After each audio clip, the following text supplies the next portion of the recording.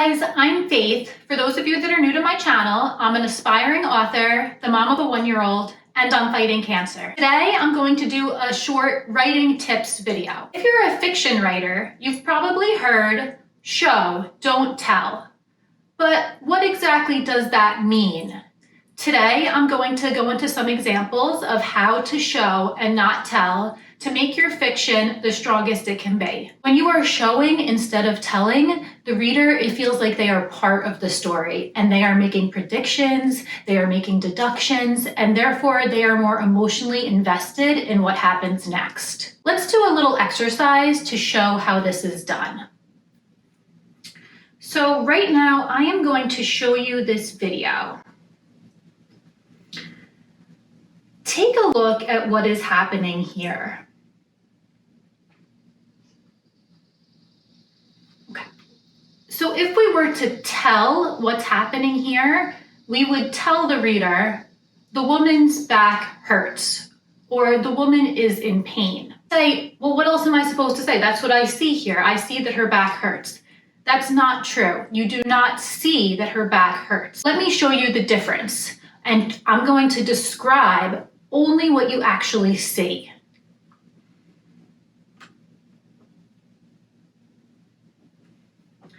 The woman walks over to the bed, a coffee cup in her hand.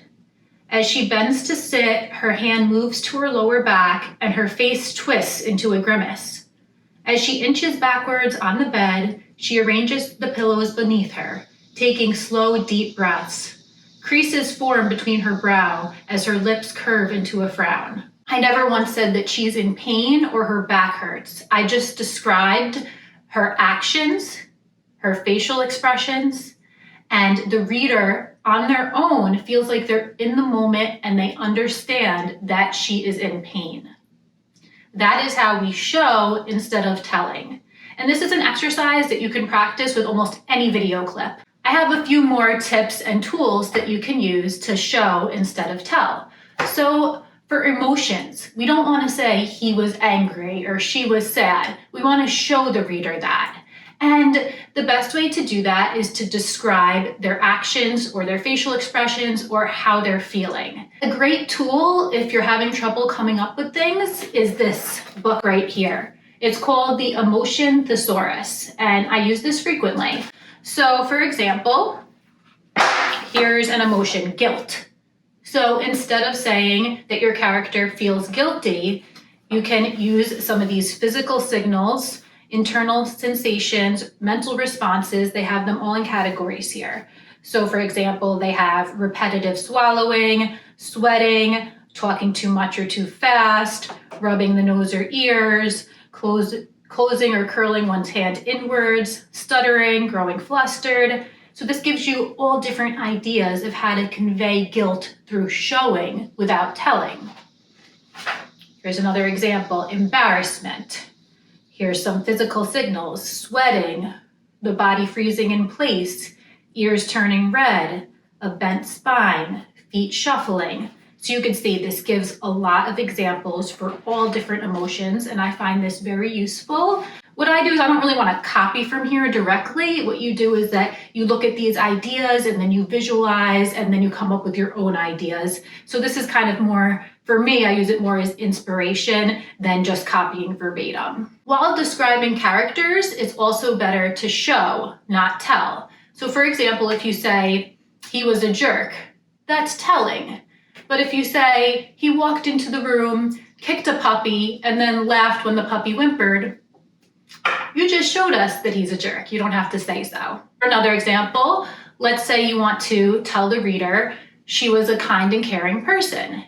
Instead of saying that, you could say she spent her weekends volunteering at the soup kitchen. Another way to immerse your reader in the story is by showing instead of telling when it comes to setting. So let's say the setting is the country. Instead of saying she lived in the country, you could say she stepped out of her rustic cabin and she looked out onto the fields where the cows were grazing. I'm going off the top of my head right now. But you see, don't tell us she lives in the country, show us through vivid description. Another example of setting is the weather. Instead of saying it was cold outside, you could say when she stepped outside, her breath was as white as the snow drifting down towards the ground. Sweat dripped down my back, my t-shirt sticking to my damp skin. You see how that makes the reader feel more like they're there with the vivid description and the elaboration, and the reader figures out on their own, it's summer, it's winter, it's the country, this character's a jerk, whatever it may be. So I hope this video helped clear up for you what people mean when they say show, don't tell. So if you're writing fiction, definitely make sure to practice some of these techniques and use some of these tools and resources in order to make your writing as strong as possible. If you're not writing fiction, you really don't want to show, you want to tell, because telling is actually a much more efficient and concise way of conveying an idea or sharing information. But if you're writing fiction and you want to immerse the reader in your story, make them feel the emotions, make them feel like they're there in the moment, showing is the way to do that. Thank you so much for watching my video. Don't forget to click the subscribe button for more like this, also to watch me kick cancer's butt, and to follow me as I chase my dream of becoming a published author. Make sure to click that subscribe button. Thank you so much for watching, and I will see you next time.